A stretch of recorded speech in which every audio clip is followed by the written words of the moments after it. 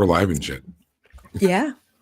Twinkling lights, warm fireplaces, cheerful music. So why does the holiday season feel just a little bit haunted? From the monsters that once stalked midwinter nights to the slashers hiding behind masks, the holidays have always had a dark side. This episode, we're diving into the folklore, the films, the ghosts, the psychological shadows that make the holidays one of horror's most fascinating playgrounds. Grab your cocoa, lock your doors, and settle in, because tonight we're unwrapping the nightmare under the tree. Dun, dun, dun, dun, dun.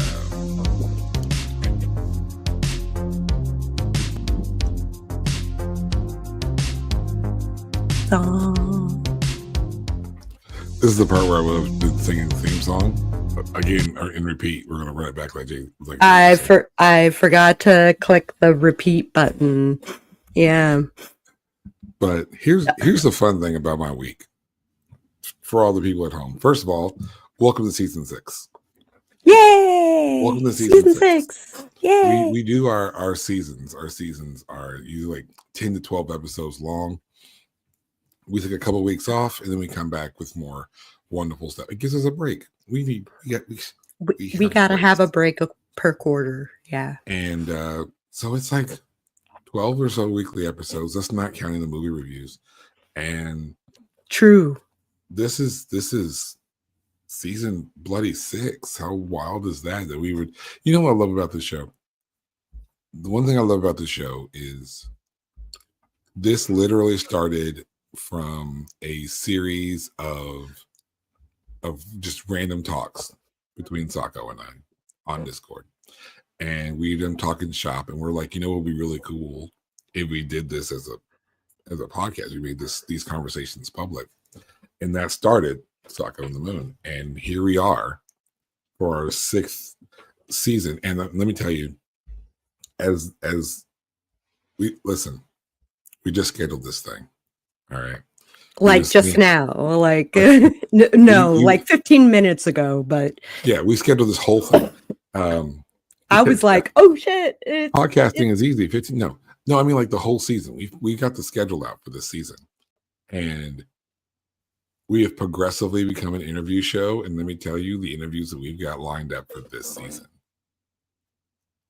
I am super hype. I am praying to whatever deity is listening. Let the season ride out the way it is. There are so many fantastic guests that if you have not liked this video or subscribed to this channel, now is the absolute time to do so. If you have not rung that notification bell, now is the time to do so, because you are going to want to be on board with the regular Friday show of Sako and the Moon this season. Oh Lord, I've got some names. I look forward to the movie reviews that our guests recommend. And that's the best part. The only movie that we know we're going to review, kind of. Okay, there's one and a kind of. There's the one that we're going to review as a result of this episode. You'll hear about that soon. I'll tell you the background is a hint. And then we're going to have Dan and Eva from Vamp Chat. They're going to be on the show to come back to talk about the movie that they had reviewed or suggested the last time they were here. They suggested the Therapy for a Vampire. We have some choice words in our review. Go back and listen to that later. You're off today. It's fine. Go it'll be in the cards. Yeah. So then he messages us. So we've told this story before. He messaged us and said, hey, we're going to defend that movie that you guys broke down. So I'm like, come back to the show. We're like, come back and do it. And so they're coming back this season. So Dan and Eva of Vamp Chat, they will be on this season. Listen out for that episode and go download the Podbean app and listen to their show every other Wednesday. They talk about all things vampires. It's so dope. And they're the greatest people. They are some of the nicest people that I know in the podcasting world. And then some other guests that we have later on down the road. I'm not even going to tell you who they are. You have to stick around to figure out who they are. It's worth the subscription, I promise. And if you are subscribed to this show, might I suggest that the best gift that you can purchase is absolutely free. It's a subscription to this, and it's the link to your friends to send them Sako and the Moon so that they can enjoy listening to us while getting all their deals on Black Friday. Unless they're protesting, then instead of going shopping, they can listen to us. Now, all of that is to say that this week has been absolute trash. I lost my voice the week of the show coming back, and literally an hour and a half ago while making breakfast, I threw my back out. Oh no! Yeah, I am in so much pain right now. It is ridiculous. Oh, it is so ridiculous. This isn't cocoa; it's coffee. But we are here, and we are going to discuss holidays in horror, and not just Christmas. And not just Christmas. Not just Christmas, but as I was doing the research for this episode, I realized there are so many Christmas horror movies. Yes, and we'll talk about that too. There are so many, but there are holidays that other holidays that feature in horror beyond Halloween. I mean, Halloween's the obvious one, but there are others, and that's what this episode's about. But of course, Sako's got all the businessy stuff, and so I'm gonna let her do the businessy stuff. Okay. How's your week been, Sako? My week has been underwhelming. You know what? In today's world, that's not the worst. Yeah. I've been working. I've been playing games. I've been making phone calls. So my win this week is that I made phone calls. Hey. But I still have phone calls to make. So you know what? That's okay. That's okay. That might have to wait until Monday. You're handling the business. You're doing I am trying. All those hats that you wear. All these hats. Yeah. See, mine are up there. Those are my hats. Yeah, they're hanging. They're hanging up. This is the closest thing to it. Oh no, I got this hat. You know what? You want to wear that at the rest of the episode, you can. It won't fit over my headphones. Well. So much. If I had a pilgrim hat, I would totally wear that for the show. Yeah. I would. Only for you, Sako. Underwhelming is a win. Okay, thank you. It is indeed.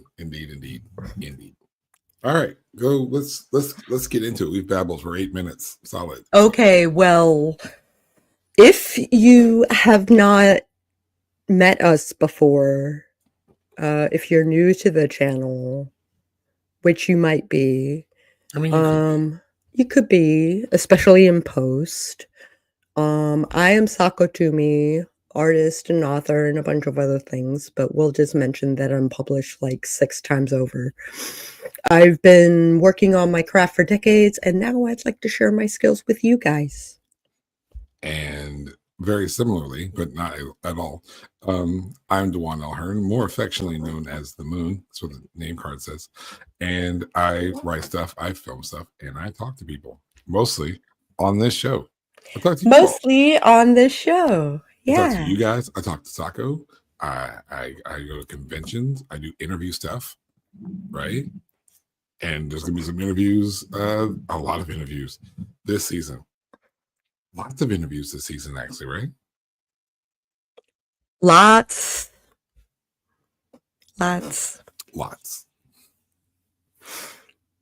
Okay, so here we go. Into the fray. Why do holidays lean into horror? That is a fantastic question. And I have my thoughts. I have my answers for that. For me, I believe that, so it's like holidays are a great framework. There's a lot of traditions that you have, and sometimes traditional things go wrong. The one thing about traditions is that they're predictable. A leads to B, leads to C, leads to D. and any derailment or discrepancy in that path leaves room for uncertainty, and horror loves uncertainty. Also, it tells part of the story without having to tell it. If I tell you that something's happening at Christmas time, I don't need an excuse for all these people to be gathered in one place. I don't need an excuse for that. It's Christmas. Of course, they're all gathered in one place. If the characters could just very easily get a tool from the hardware store, but it's taking place on Labor Day weekend, all the stores are closed, and we explain, why he can't just go get one in a place. Why does he have to break into this place? Why does he have to find it elsewhere? Where are all the people that could be helping you? Where is everyone? Well, everyone's out on vacation. Everyone's just out doing the thing. I think I Know What You Did Last Summer takes place on Independence Day weekend. Oh. Yeah. So that takes place around, when people are screaming and there's killings, but there's a fireworks show going off. Why didn't people hear the screaming? Because the fireworks are going off. Why is no one out in the streets? They're all at parties or whatever, or there's a gathering or parade or something. It's those kinds of things that allow horror to exist in these holiday settings outside of Halloween. Because you have Halloween, which is obviously the Halloween franchise, but sometimes the holiday is like hidden in the story, like in Scream, because I talk about Scream all the time. That's Halloween weekend. It always happens around Halloween. So if you guys remember the scene where Stu and Billy are talking to Sydney, they say, look at that. It's midnight. It's the 31st, Halloween. Now they're going to do all that. They were waiting for that particular day because reasons and such. Mm-hmm. But Halloween and horror seems too obvious. So we're going to talk about the other holidays. Yes, we are. And hopefully more than just Christmas. Yeah, like I said, I Know What You Did Last Summer is Independence Day, right? And so that's a different holiday. Again, not part of the premise. It's not part of the primary backstory, but the holiday setting allows for, where are people? They're on vacation. Why are they on vacation? There's a holiday. Something may have happened. It helps to frame all kinds of setting factors. I think my system locked up. Really? I can no longer select items. I can no longer scroll. I can no longer... On your other computer? Or on the other part of this computer? I am currently on my laptop. Well, I think we're still broadcasting, so we're just going to do all this off the top of our heads. Maybe. We got this. We're good. We've already, babbled through almost 14 minutes. Yeah. Yeah, we might have to. We're good. We're fine. It's fine. It's cool. So how about this? What are your thoughts on the significance or the impact of holidays being used to frame horror movies? There is a safety that comes with most holidays that can easily be exploited. Yes, that's a very good point. Let's see, what do we got? We got well, let's talk about Christmas, because there are so many Christmas movies that exist in horror. But let's just kind of talk about the general idea of Christmas, because there are so many. So let's just go ahead and talk about it. Mm-hmm. When we get into the holiday season, into this Christmas time, and and this is not to knock on any other holidays. I don't personally know of a horror movie that takes place on Hanukkah or Kwanzaa, but but writers out there, I think those would be hilarious. Let's do some horror surrounding Kwanzaa and Hanukkah. Yeah. I can't wait. Like, just have someone with a menorah, and every time you turn around, there's a brand new candle that's lit. Hey, like for every Jewish stories are Jewish horror is some of my favorite. I am unfamiliar with Jewish horror. This is a rabbit hole I would love to dive down. The Boy, I think. Does that qualify? Or The Unborn. The Unborn is a Jewish story. And does it take place around a Jewish holiday? It does not. See, but I need Hanukkah horror. I need Hanukkah horror. That's what. Give it to me. Give me. Or how about this one even better? This is just me on the side. If there's any Jewish writers out there, my system caught up. Okay. If there's any Jewish writers out there who want to partner, like work with me to write a Jewish horror, like a Hanukkah horror, I'm on board. Message me in the comments. Message me. Find me. I'm easy to find. I'm in for this. But my whole point of all this is that in the holidays, what we call it, is the time from like Thanksgiving to New Year's, there is this lull thinking of kindness and happiness and safety. So many people are like doing this at the church or at the synagogue, and everyone's going here and around family, and everyone's being nice and being charitable. But that's a great point in time to take it, like Sako said, to exploit those moments, to exploit those kindnesses. And I think that's one of the reasons why so many horror movies take place at Christmas. Everyone's guard is down. Everyone's door is open to welcome the family who's coming in and out for the holidays. But who knows who else is walking through that door? I think these holidays specifically, like we have so much lore and like folklore and mythic horror.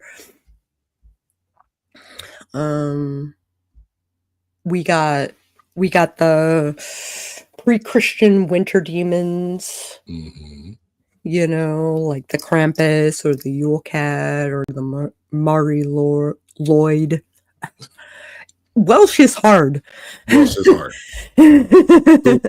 the reasons why the Welsh stopped speaking it was just so. Shout out to those. And midwinter spawns monsters, you know, so the scarlet imagery against the snow, the hunger, cold, scarcity, the visitation theme, spirits entering homes. Yeah. I mean, what's that? Christmas Carol? Yeah. I mean, A Christmas Carol might as well be horror. It's a dude who's haunted by a bad dude who's haunted by a total of 4 ghosts, for scaring the hell out of him, forcing him to change his ways. I mean, that's not a horror movie. It's not.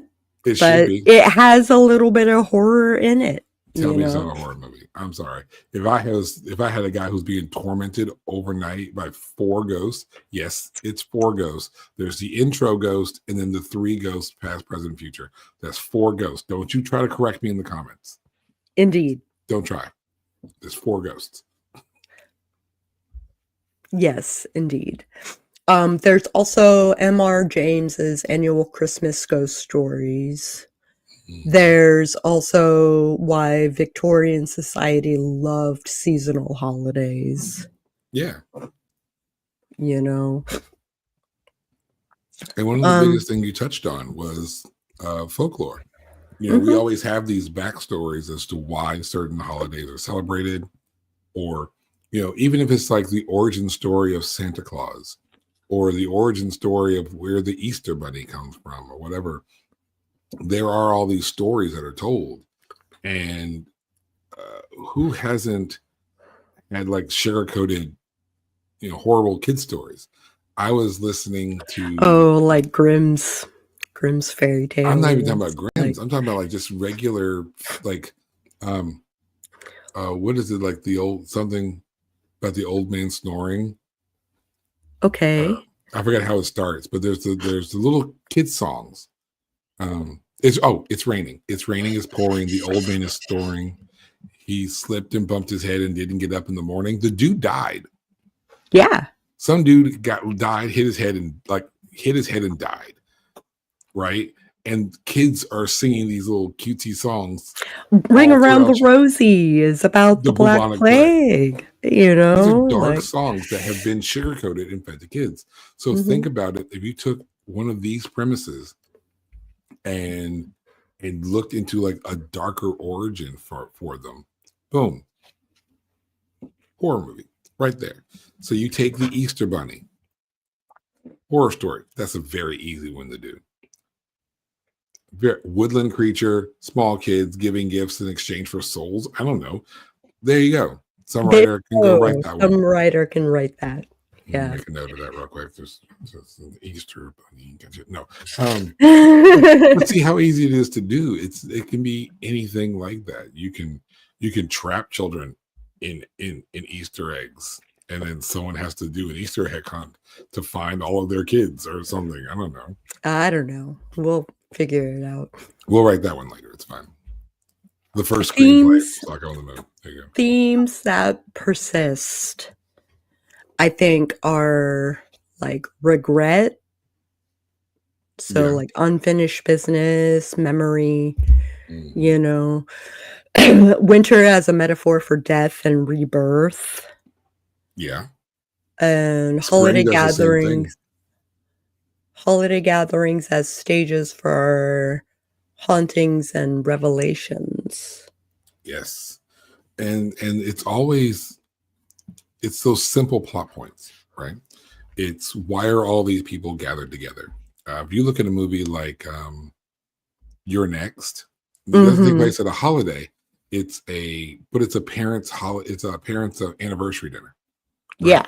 So they frame it for the anniversary dinner as an excuse to bring all the family together, right?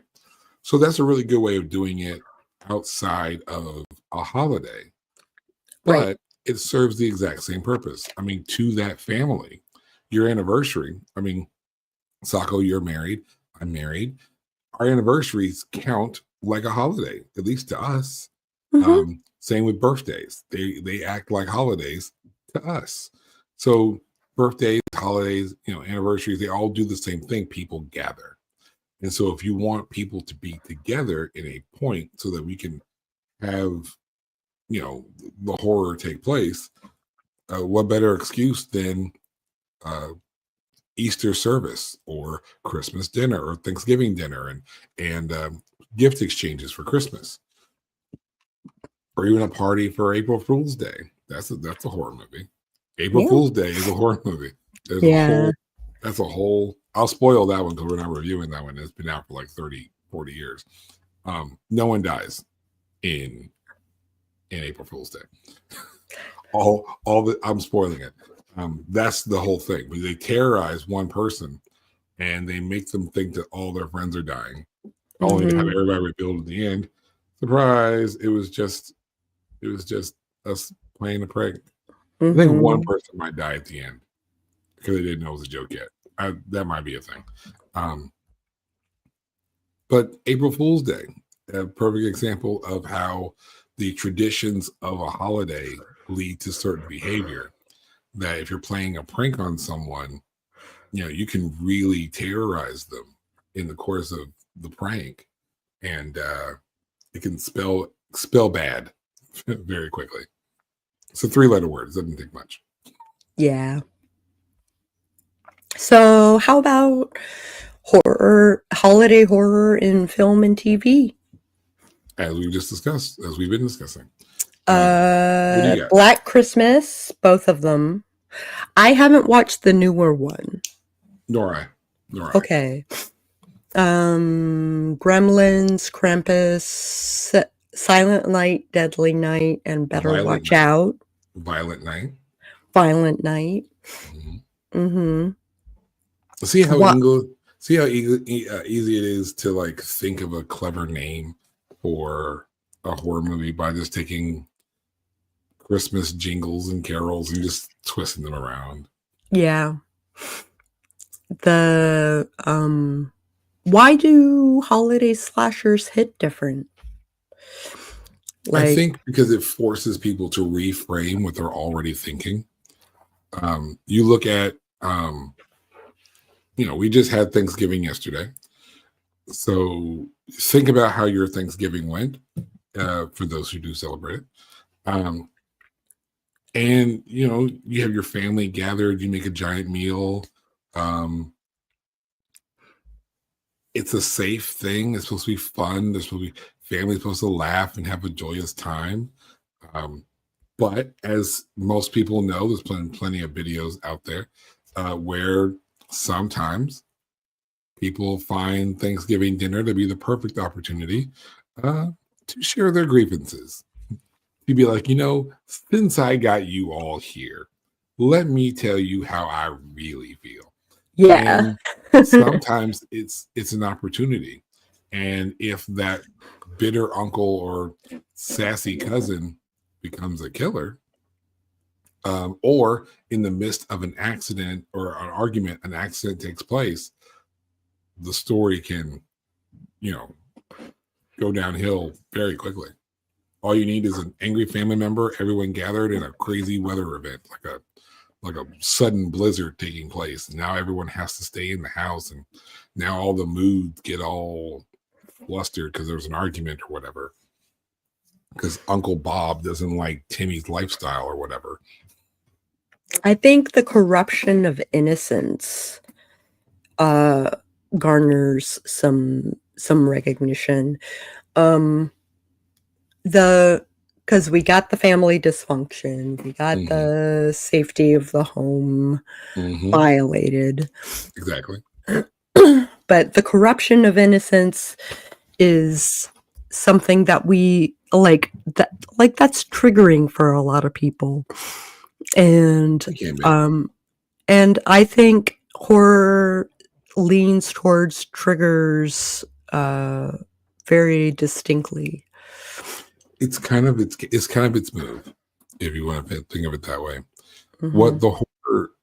What counts as horror are things that are horrifying, and whether it's a violation of your safe space or no longer being able to trust family who you've been raised your entire life to trust and love, and these are the people who are supposed to care for you. If that gets violated, if your safe space gets violated, if you are forced to deal with some tragedy that may have happened to you through some trigger, all that is a violation of your safety, your sanctity. And that's exactly where horror begins. Yep. Horror begins there. So, I have some hints as to games. It's a category we don't discuss very much here. Yeah. I personally play lots of horror games. But Until Dawn has a snowbound isolation aspect that garners recognition.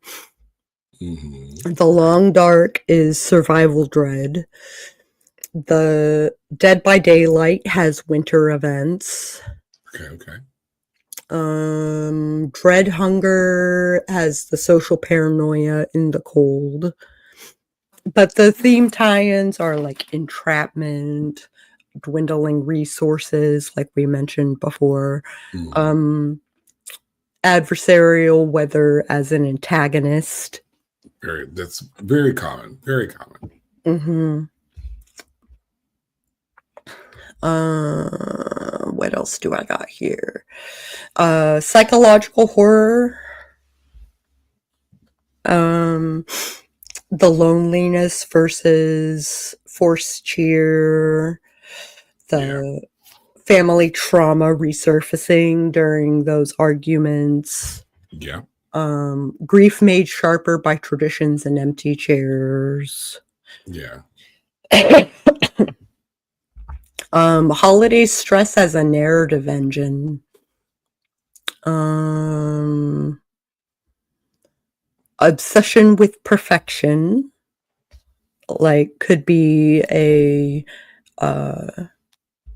catalyst. If you think, and if you don't understand what that, like, think about the person who needs to have the absolute perfect table for Thanksgiving. The tree and the decorations must be perfect, or otherwise they fear the wrath of family or their neighbors. And sometimes the fight for that perfection is perfect grounds for horror. It's perfect Yeah. soil for horror to grow. Like, it's like, oh my God, did you mess up my table? Did you mess up my table? Did you move my centerpiece? How dare you? There is an episode. There is an episode of Modern Family where Cam is trying to put together a table. I can see that. And everybody wants to sit next to someone else. And he's got like name tags, like, for seating and everything like that. But everybody wants to shuffle. And he is so frustrated. He is so angry. It's fine. He just throws the tags in the air. Sit where the hell you want. Fine. Right. Just do it. Now, here's the thing about, first of all, Modern Family, fantastic show. Not horror, but I could definitely. Not horror by any means, but I can, please watch the show. Even if you're just watching a random set of episodes on TV on syndication, watch Modern Family. It's hilarious. Cam is one of those characters where he wants things his way because he feels like his way is the best way. And sure, it's a TV sitcom and it's going to be Cam throwing the tags in the air and everyone's sitting where they're. It turns out Thanksgiving's perfectly fine or whatever they're doing. But imagine if Cam took a different turn. The host. If the host just said, you know what? I'm going to get y'all. And then no, the movie, The Host. Yeah. Like it's that's like the concept, and it's so easy to turn live horror. It's just like, imagine every good thing that's ever happened to you if it went the other direction. If your life turned left instead of went right. And it's like, ooh, that could have gone so much worse. And, very much like things not going the way they planned. Very much like the movie that we're going to review on Tuesday as the movie Thanksgiving.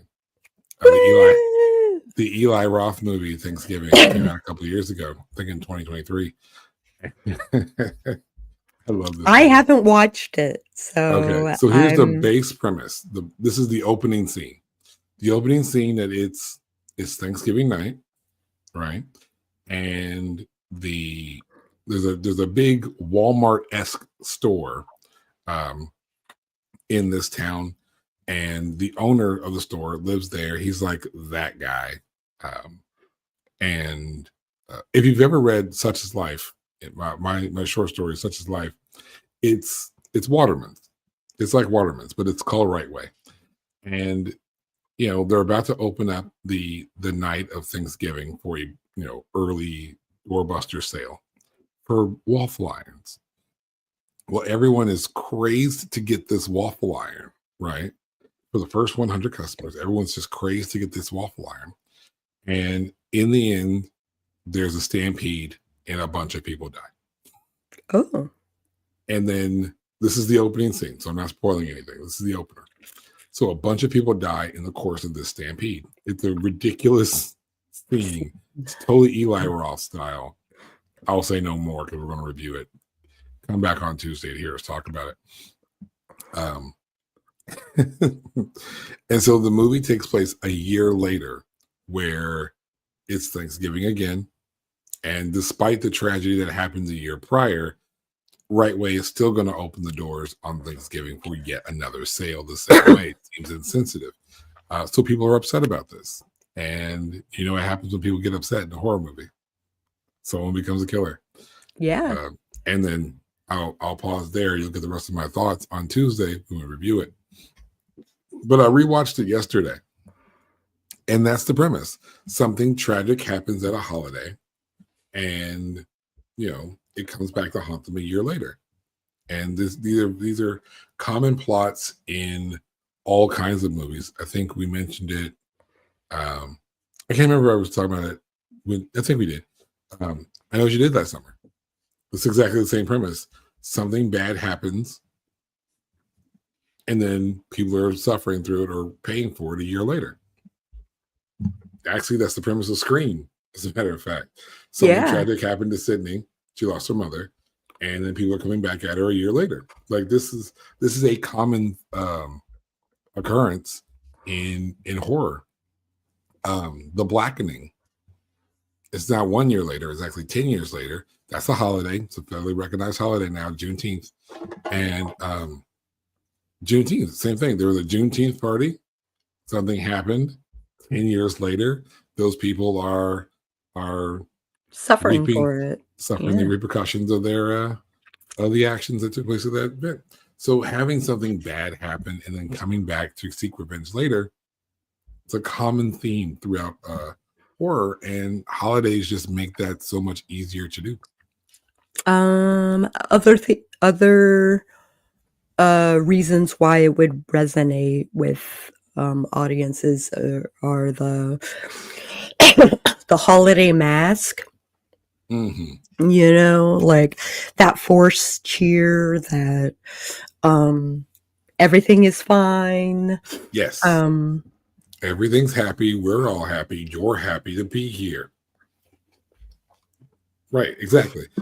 Sometimes the mask is literal, like in Thanksgiving, there's an actual mask.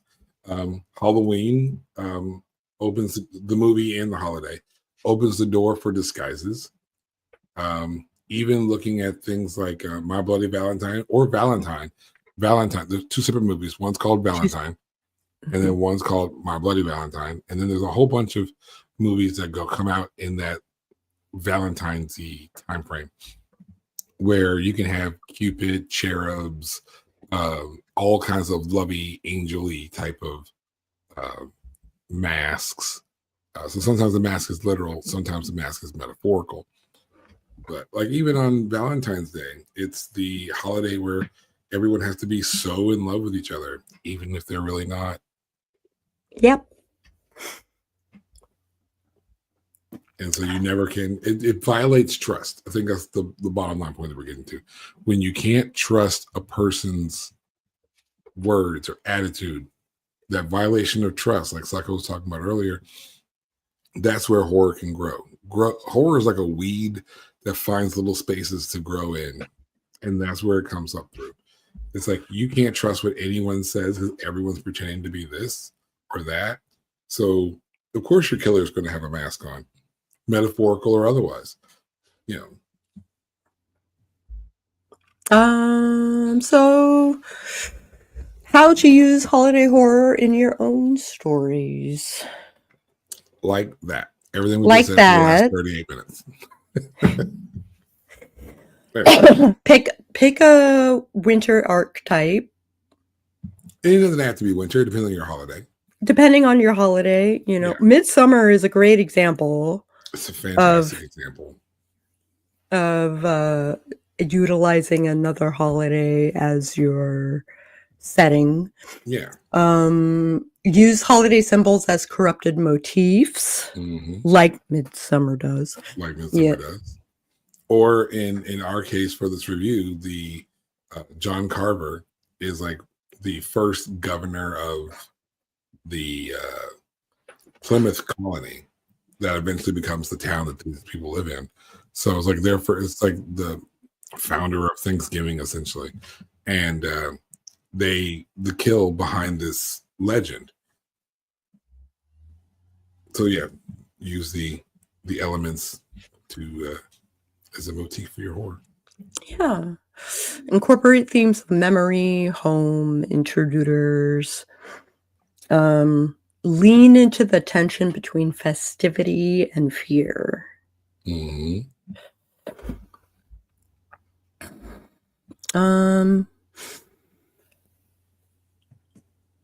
I have reached the end of my notes. So we've explored the shadows behind the season, from ancient winter demons to holiday slashers, snowy survival stories, and the emotional hauntings that make this time of year so uniquely eerie. It does. And it's again, and that's the beautiful thing. Like it is so popularly Christmas time because that is the world is Christian dominated, and therefore the Christian holiday is the one that dominates this space. It's just kind of a fact of society. But all that being said, winter is that time of death.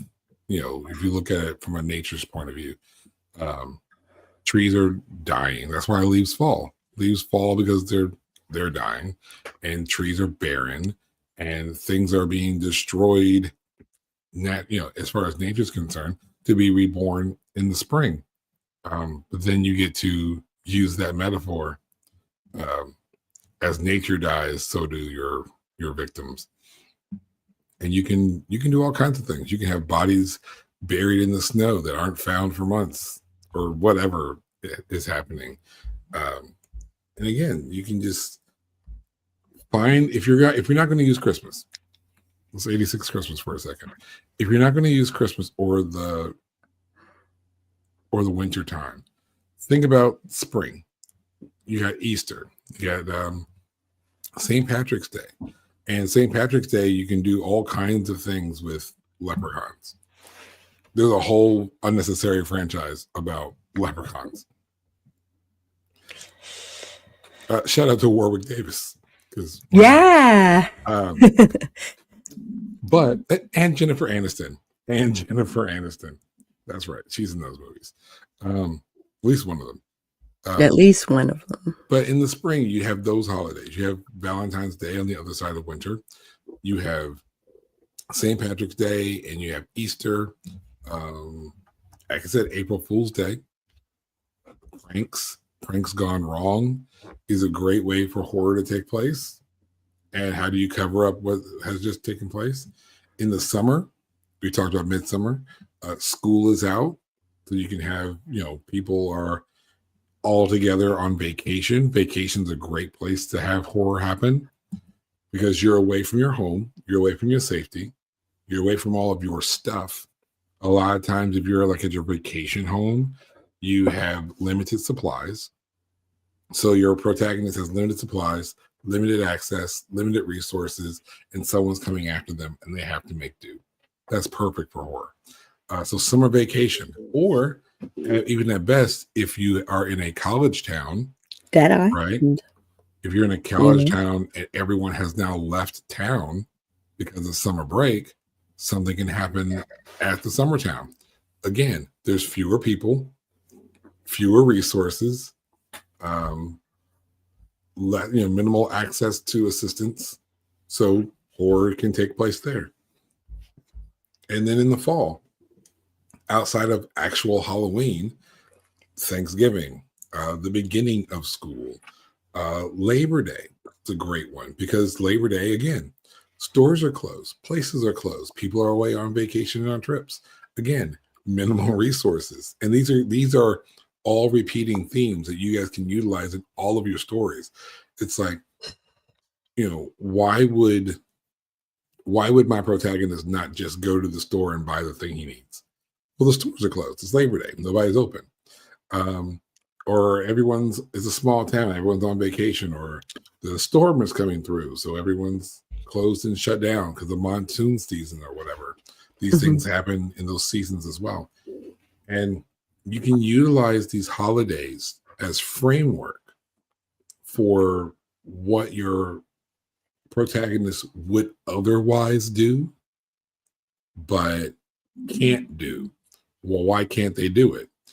because it's Christmas, or because it's Thanksgiving, because it's 4th of July, because it's Labor Day, because it's Easter. Those are excuses. There are a lot of things places you could not go yesterday because they were closed. Same thing on Christmas. If you're not Christian, Christmas has to be the most frustrating holiday in the world. Because it's like, I just want to go to the store, and you can't because all the stores want to be closed on Christmas. Or everyone's so busy buying Christmas stuff. It's just like, I don't need any Christmas stuff. I just need to buy a thing. Yeah. Right? And so that can be a thing, a frustration of sorts. It's like everything is closed. There's so much you can do with the simple framework of a holiday, any holiday. And the best part of that is using something so familiar means that's part of the story you don't have to tell. Your reader's already familiar with it. You just need to talk depending on your audience, right? Generally speaking. So I'll say generally speaking. Because a lot of people may not know a lot about Kwanzaa. They may not know a lot about Yom Kippur. They may not know a lot about Hanukkah. They may not know a lot about Ramadan. They may not know a lot about Juneteenth. So there could be a lot of holidays where you have to explain some of the things. We always got that one character that's like, well, what's this? And then you can explain it that way. But look, it's cheap, but it works. But again, a typical holiday, considering your audience, takes minimum explanation. So there's very little things that you have to explain. You just have to explain how the holiday impacts your character directly in that moment. And that has to do with your story and your plot. So there's a lot less and the decorations are available at least once a year. So if you're going to film it, if you're making a movie, getting Thanksgiving holiday decorations is not going to be hard. Getting fall decorations, not hard. Getting 4th of July decorations, flag plates, actual flags, that's not hard to do. Christmas decorations, good God. You can get those so easy. If you're doing it around a holiday, building your set will be super easy because the supplies are easy to get. Wait until the day afterwards, you can probably get some stuff for discounted. Sometimes, like I said, if you're trying to build a set and you're trying to decorate a set, utilize all of these things. We're going to talk about set building later on this season. I got a guest lined up that's going to talk about set building. Yeah, in a way that you may not be thinking, ladies and gentlemen at home. Yeah. Stay tuned. I'm so excited for this season. I can't stop talking about it. I want to just spoil everything. I want to just like post the entire season somewhere on the internet. Like your website? Like my website would be a great place that if you happen to go to DwanLHearn.com and find the page about Sako and the Moon, you might actually see the whole schedule. Just saying. What? We'll have to put a link in the description. Trust me, like it's a season worth seeing. It is. It's a season worth seeing. Whether your time is cozy, chaotic, and a little uncanny, holiday horror reminds us that even the brightest lights cast the longest shadows. Tuesday, we'll be reviewing the Thanksgiving horror movie. Next week, Friday, we have Ginny Noble, author of the Guardian series, who will be talking about shifters and werewolves. Thanks for sticking it out to the end. You guys, if you like this podcast, please rate us or like us or follow us or subscribe or whatever. And put your favorite holiday movie in the comments. Yeah. What's your favorite holiday movie in the comments? You can email it to us at sakoandthemoonpodcast@gmail.com. If you want to collaborate, send us hate mail, just drop us a line. We're too likable for hate mail. And hey, you know what? I'll even put this out there. If you're an independent filmmaker and you have a movie that takes place on a holiday, drop us a line. Drop us a line and we'll review it. We'll review it. We'll make a special episode for it. Sako doesn't know I'm saying this. We'll make a whole special episode for it. And if you're not busy, bring you on the show, because I'm an independent filmmaker, and she's, we're here for the self-made, right? We're here for the self-made. So if you're doing this thing for yourself and you're making your own movies and you're doing your thing, we want to put you out there. We want to talk about you. We want to review you, and you can link this to all your promotional stuff, provided that it's a positive one. I'm sure you don't want to, like, if we hate it, then you probably don't want to link that. But bring it on. Defend the movie live on Sako on the Moon. We open the door for you. Door is wide open. It's right there. Door is wide open. Cha-cha-cha. So we'll see you guys next Tuesday. This coming Tuesday. Excuse me. This has been Sako and the Moon. Until next time, keep your light close and your monsters closer. Theme song time. Theme song.